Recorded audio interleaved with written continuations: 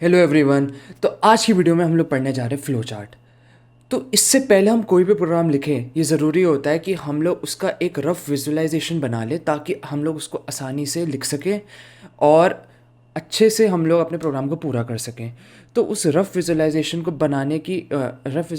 बनाने की एक टेक्निक है फ्लो चार्ट। तो फ्लो चार्ट क्या होता है? फ्लो चार्ट बस एक डायग्राम है जो कि डिपिक्ट करता है किसी भी हमारे प्रोसेस को।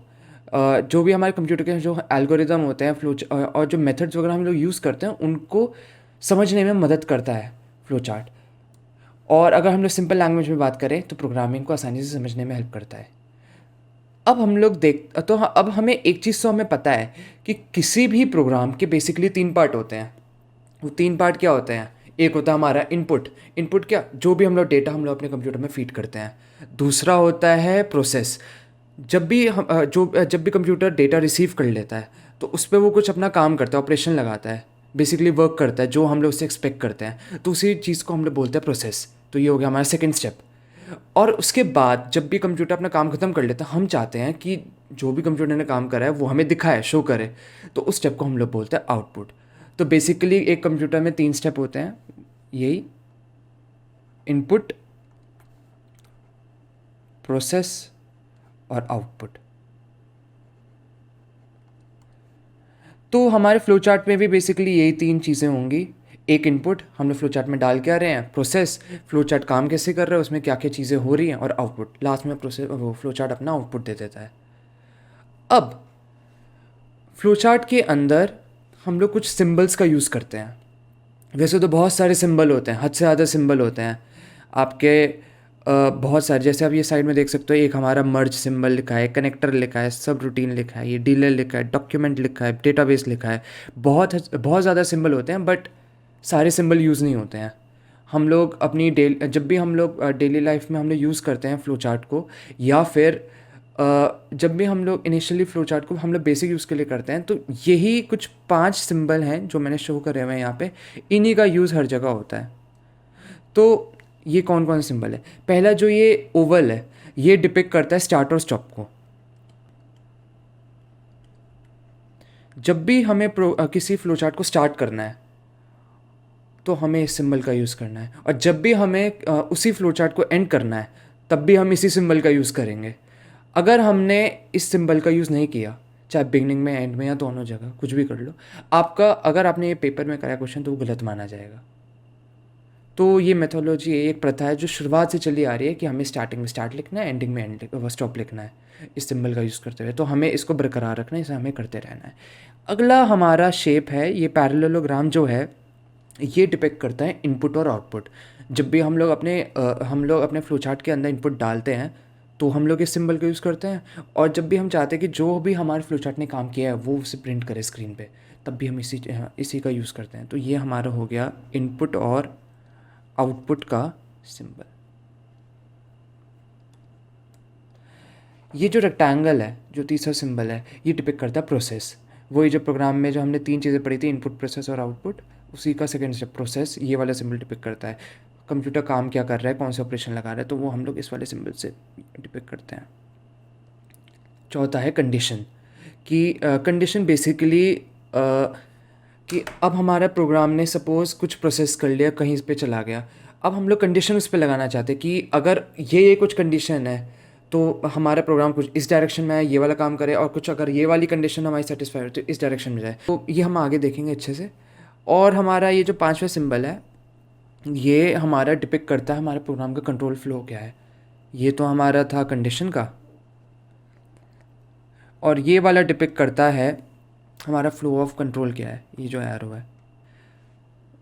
तो अगर हमारा सपोज इस फ्लो चार्ट में हमने इस सिंबल से यहाँ जाएँ, या फिर हमने ये प्रोसेस कर लिया, इसके बाद हम लोग कहाँ जाएँ, फिर यहाँ जाएँ, फिर यहाँ जाएँ, जो भी हमें कुछ भी हमें पाथवे शो करना है, हम लोग इस वाले सिंबल की मदद से यूज़ करते हैं। अब हम लोग कुछ बहुत ही बेसिक छोटे छोटे से क्वेश्चन हम लोग सॉल्व करते हैं, ठीक है? तो आपको एक बेसिक आइडिया लग जाएगा फ्लो चार्ट काम कैसे करता है। तो पहला हमारा जो क्वेश्चन है वो क्या है कि getting sum of two numbers, ठीक है? तो सबसे पहले स्टार्ट वाले सिंबल बनाएंगे, ठीक है, स्टार्ट। इसके बाद हम लोग करेंगे कुछ, हम लोग इनपुट डालेंगे, यानी कि हम लोग 2 नंबर को हम लोग फीड करेंगे, तो हम लोग बनाएंगे इनपुट वाला सिंबल यानी कि पैरेललोग्राम।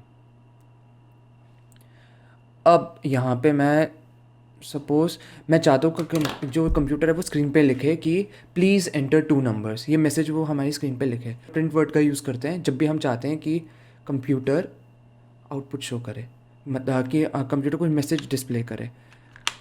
अब मैं चाहता हूँ कि जो भी हम लोग 2 नंबर एंटर कर रहे हो कंप्यूटर वो अपने अंदर ले ले, फीड कर ले, तो मैं यूज़ करूँगा रीड AB। आगे बढ़ते हैं। अब इसके पास 2 नंबर इसके अंदर आ गए हैं। अब क्या करना है, मुझे इन दोनों नंबर्स का सम करना है, तो क्या करूँगा मैं, प्रोसेस वाला सिंबल का यूज़। तो यानी कि दोनों नंबर्स को हमें सम करना है, मान लेते हैं उनका रिजल्ट कुछ C आया है, तो ऐसे हम लोग लिख देंगे प्रोसेस सिंबल का यूज़। अब हम लोग आगे बढ़ते हैं। अब कंप्यूटर ने काम कर लिया, प्रोसेस कर लिया है, अब हम चाहते हैं जो भी उसका रिज़ल्ट आया है दोनों नंबर्स को ऐड करने के बाद वो हमें शो करे, तो हम लोग यूज़ करेंगे वापस इनपुट आउटपुट वाला सिंबल, ठीक है। और यहाँ पे हम लोग लिख देते हैं वापस कंप्यूटर में मैसेज वो शो करे कि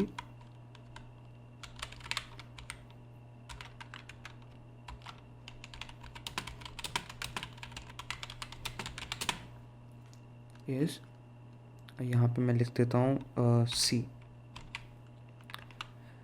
आप लोग चाहो तो डायरेक्ट भी लिख सकते हो कि एंटर 2 नंबर्स, या फिर डायरेक्ट हम लोग ब्रैकेट के अंदर एंटर 2 नंबर्स या फिर अपॉस्ट्रोफी लगा के एंटर 2 नंबर्स, कुछ भी लिख सकते हो। लेकिन ये एक बेसिक सिंटैक्स है, ये बेसिक मतलब एक कन्वेंशन है जो कि हर कोई फॉलो करता है कि प्रिंट लिख के, फ्लो चार्ट के अंदर प्रिंट लिख के अपना मैसेज लिखते हैं।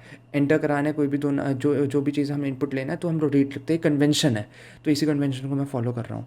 उसके बाद क्या कर देंगे, ये प्रिंट हो गया, लास्ट में क्या आता है उसी सिंबल का यूज़, स्टॉप। तो ये हो गया हमारा print the greatest number, greatest between 2 numbers. तो क्या करेंगे, सबसे पहले वही, यहाँ मैंने क्या करा है, मैंने अपना जो भी मैंने अपना फ्लो चार्ट लिखा है वो वर्टिकली लिखा है। मैं इसको हॉरिजॉन्टली भी लिख सकता हूँ, किसी भी डायरेक्शन में लिख लो कोई दिक्कत नहीं है। जब मैं इसको हॉरिजॉन्टली लिख देता हूँ कि स्टार्ट, उसके बाद अगला क्या है कि सपोज़ 2 नंबर्स के बीच में मुझे ग्रेटेस्ट बताना है, तो उसके लिए मुझे 2 नंबर चाहिए होंगे, तो वही पैरेललोग्राम प्लीज़ एंटर 2 नंबर्स, यहाँ पे लिख दूंगा प्लीज़ एंटर 2 नंबर्स वो रीड AB, वही ये वाली चीज़ यहाँ जो यहाँ पे मैंने चीज़ करी है वही चीज़ यहाँ पे कर दूंगा। इसके बाद अब मैं कंडीशन लगाता हूँ। कंडीशन क्या, कि अगर